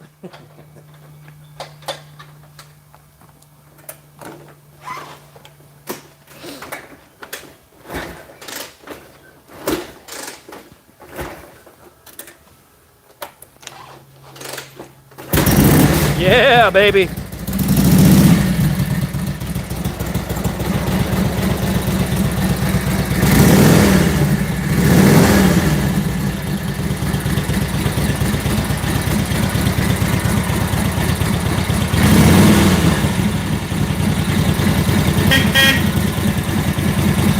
That's a good horn. Yeah, so if any of you guys watched when we had Dale's channel, you know, Dale got this bike. It was one of the last two. It was I think 50 and 51 were the final two that he needed. And so this bike came in one day, and I'll never forget, I'd been here like maybe 7 months. And he just grabbed me one day and drove me back to the shop, and he's like, okay, here's all these tools. You and Jake take this thing apart. I'll be back in 6 hours. So we just taught ourselves how to dismantle a bike, you know, and then he walked alongside us and we put it back together. So always have a lot of special memories from that one, and then being the first one that, you know, I've owned and ridden out on the road too. So Well, and that's the thing about these old bikes is there's no school for this sort of thing. The only school is digging in and getting your hands dirty. I know Chris probably feels the same way I do. We've been incredibly blessed to have some amazing mentors in our life that have helped us, you know, learn the things that we've learned, and have helped point us in a direction and instill the passion in us to be able to keep so many of these machines alive. And you know, I can remember working with my dad when I was young, and we'd come in here 7 o'clock in the morning and, you know, move exhibit stuff around, and we'd open about 9, and the visitors would start to come in and spend all day telling stories and firing bikes up, shut down about 5:30. I'd go to my little cabin over right on the creek there that you guys pass when you come across the bridge. My dad would run up to his house.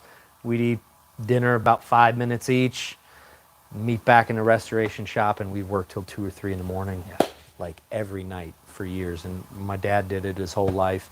And when you are able to be around passionate people like that, you know, it's not surprising that no, it I mean, rubs off on my us. first visit to the museum, like I came here more for the history aspect than the bikes, and just being around you and your dad for those first few visits, you just fall into it. I mean, the passion is just, you rubs off on you, and you just get drawn into every aspect of what this place stands for. Yeah, I always thought it was the coolest stuff there ever was. I mean, you got motorcycles, you got history.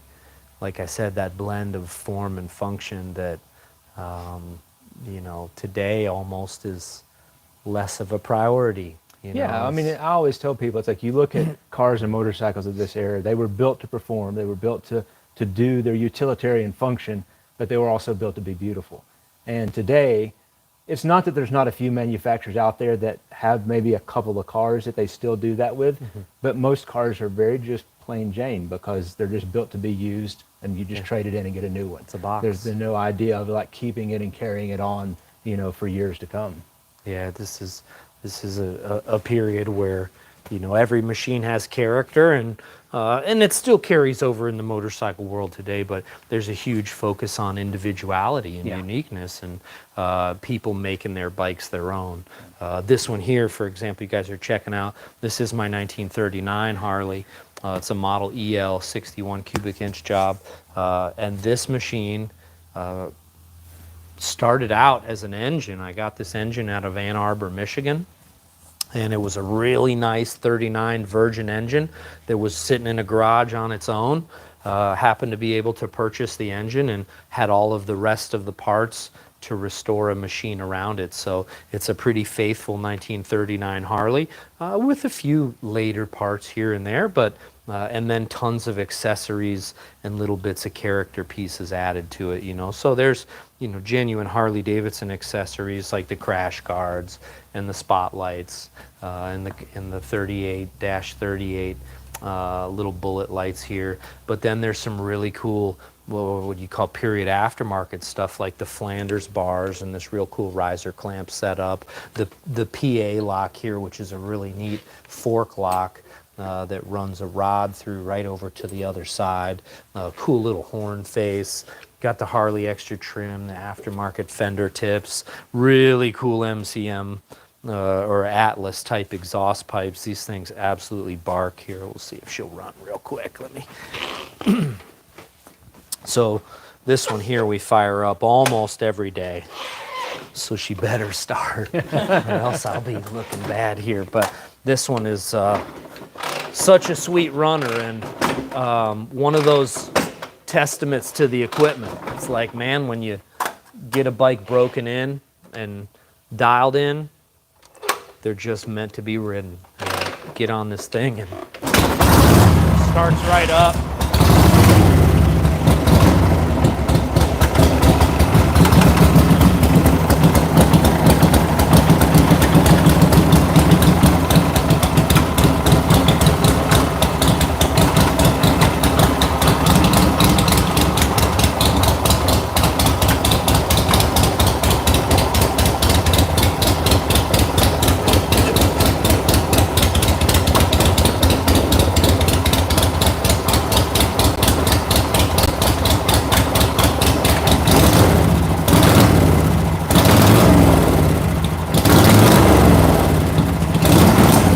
Out of gas.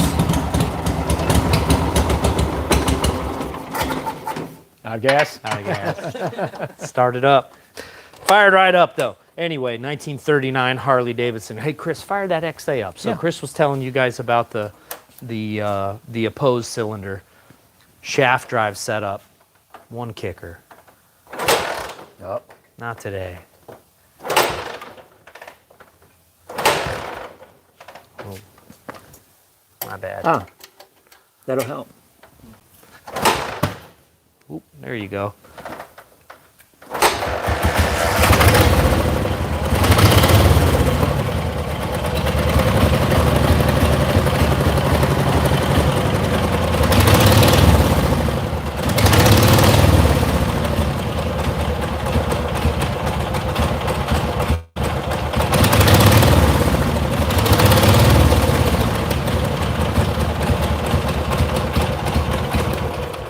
So a different sound, you know, than what your other Harleys were of that era. Got that 180 flat opposed and real high center of gravity, real tippy. It's not a go down the road bike. So these two here were civilianized over the years.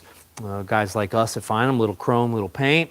You got your own civilian two-wheeler, and you know, not a high performance bike though by any means. Flathead, 750cc, relatively low compression, utility machine.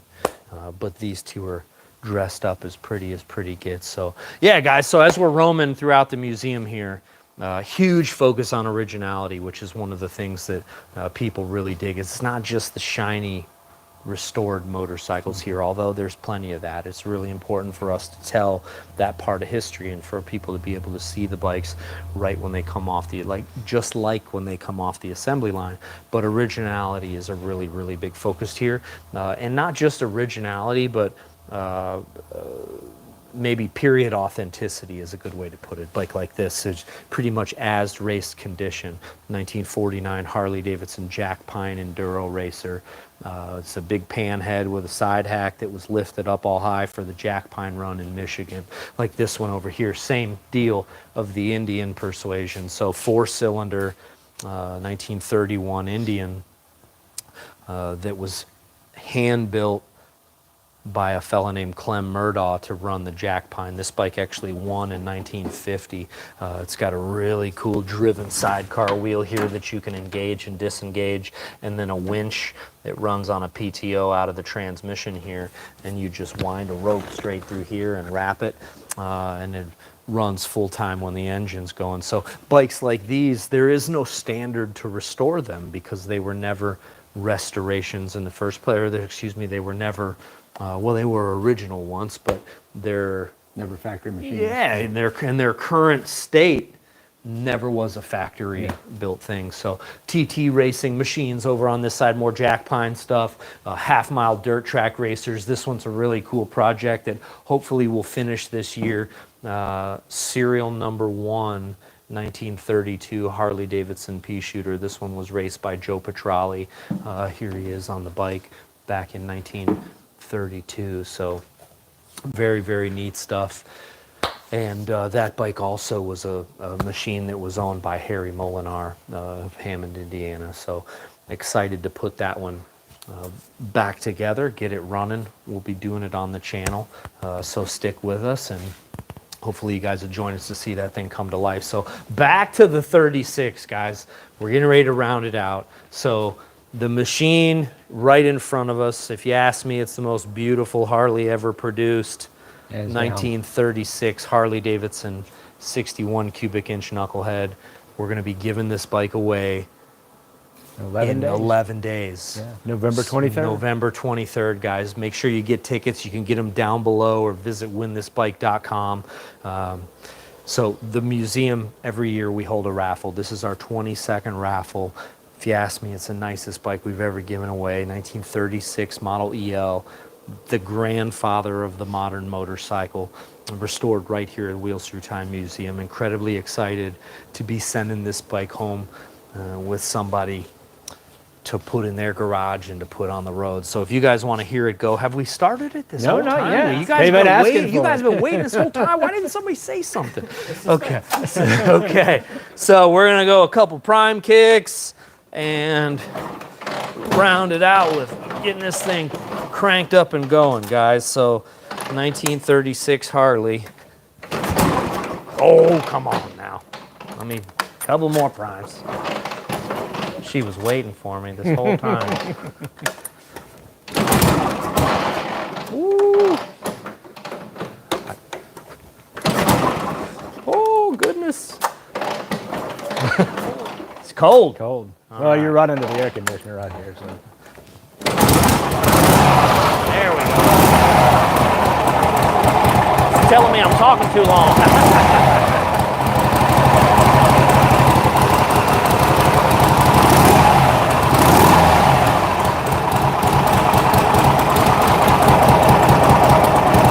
Beautiful. What a sweetie. Too many one-year-only parts to list, guys. Top to bottom restoration from the lower end, heads, transmission, complete driveline, wheels, brakes, hubs, paint by our guy John Dills. This is as nice as they get, guys. I think it's the nicest one we've ever done. It's going to be sad to see it go, but it's going to be awesome to watch one of you guys take it home. Make sure you get your tickets. Support the museum it runs. We got packages down below. Visit winthisbike.com. Listen to that baby purr.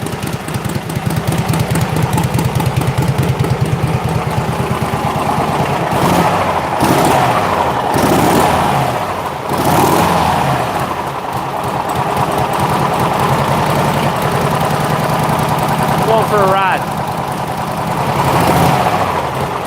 We'll catch up with you guys next time. Thanks for joining the live.